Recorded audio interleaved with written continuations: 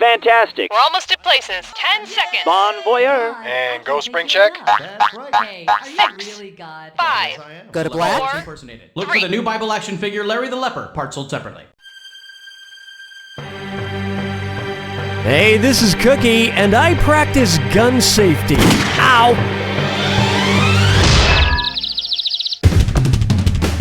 You telling me I came all this way for a one-player game? Come on! And today's wrong answer of the game is brought to you by Ottoman Toilet Ottomans. When pooping makes you pooped, relax with a Ottoman. Sniff out our sponsor's wrong answer of the game and you'll end up with a great prize and serious cash. Okay, let's not waste any more time.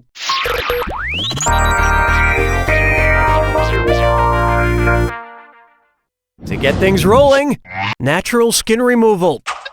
Which composer is least decomposed? Mozart, Beethoven, Chopin, or Tchaikovsky? Tchaikovsky, who wrote The Nutcracker and Swan Lake, died in 1893. The rest of those guys were way dead by then.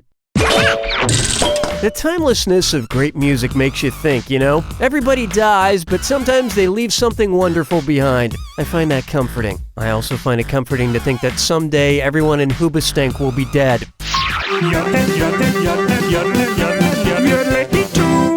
Let's try all that in a bag of chips.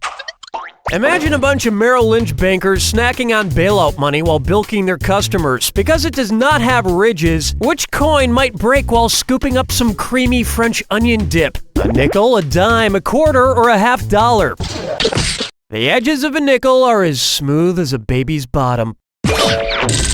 Oh, and that $3 ATM fee? I hope you choke on that too.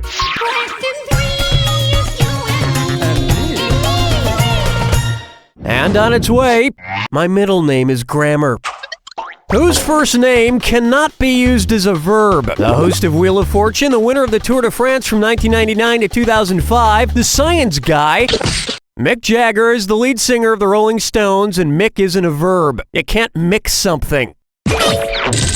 Verb first names are becoming more and more popular these days. Rob Lowe, Drew Barrymore, Murder Smith. Hey. This one's called Little Miss Can't Be Wrong, and you guessed it, it's a dith or dat. I'm gonna read 7 names. For each one, I want you to tell me if it's a real person or a fictional person of myth. If they're real, press 1 on your keyboard. If they're a myth, press 2. Each right answer gets you $300 for your very real score. But get one wrong and $300 becomes a myth. And you've got 30 seconds. We good? Here we go. Robin Hood, the Red Baron, Paul Bunyan, Uncle Sam, Geronimo, Pecos Bill, Johnny Appleseed. You will be remembered in plenty of myths, like the saga of meaningless trivia. But who's to say who's real and who isn't? Characters like Uncle Sam and Santa Claus have a real effect on the world, while people like Heidi Montag are made mostly of synthetics. Where's the vibe, girl? Rock my world, girl. Ooh, yeah. Open wide for Art Imitates Netflix.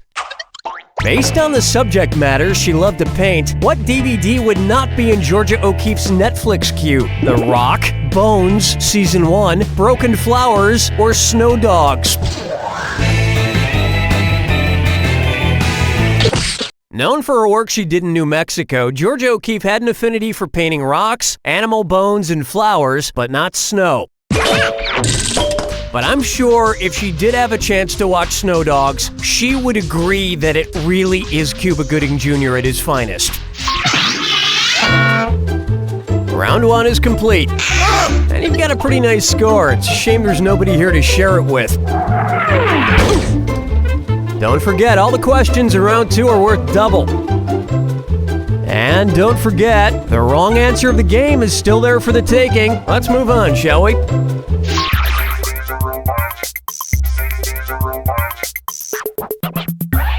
Coming up next, elves versus the man.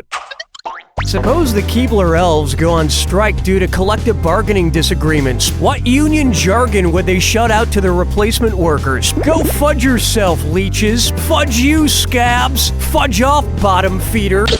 The derogatory term used to call people who replace striking workers is scab.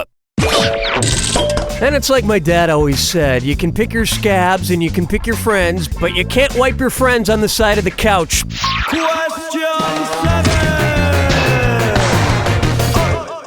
This one's known as, I would walk 500 miles.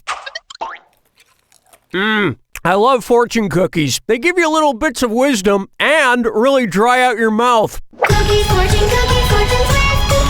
Cookie messages. Let's see what this one says. Distance makes the heart grow fonder. Well, according to this logic, which fondness is largest? Chicago's fondness for Detroit, Atlanta's fondness for Dallas, San Francisco's fondness for LA, or New York City's fondness for Toronto? Atlanta, Georgia is over 700 miles away from Dallas, Texas, making Atlanta's heart nearly twice as fond as any of these other cities. Same goes for restraining orders. The farther they're set, the more you want to be with that person. It's kind of romantic if you think about it. Looking chickens picking out a mate. Guess I'll marry 8. Say hello to the Incredible Who? What might the Incredible Hulk yell if he started referring to himself by his real name? Leave the Tony alone! The John! The Incredible Hulk, when not green and angry, is known as mild-mannered Bruce Banner. There really are a ton of superheroes named Bruce. Bruce Banner, Bruce Wayne, Bruce Willis and Unbreakable. Bruce Lee is kind of a dead superhero. Bruce, Hornsby. Strolling through the park with the sarsaparilla. For me, if I die. Why not try Sudoku with you? What do you get if you add up all the digits on a traditional Sudoku board, besides a headache? 45, 145, 405, or 1450? Add up 1 through 9 and you get 45 times 9 rows gives you 405. Whenever I complete a game of Sudoku, I give it to a little kid and tell him it's a word search. Hilarious. Hold me, never let me go. Am I dreaming?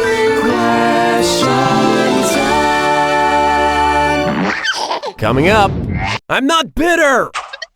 What would our producers do if they wanted to sweeten an episode of You Don't Know Jack? Remove the curse words, add a laugh track, introduce female characters, or cut out unnecessary dialogue? In TV, the process of adding a laugh track is known as sweetening. They really don't need to, though, because I'm naturally funny. Okay, that's enough. All right, I'm feeling a little insecure now. Just leave me alone and stop laughing!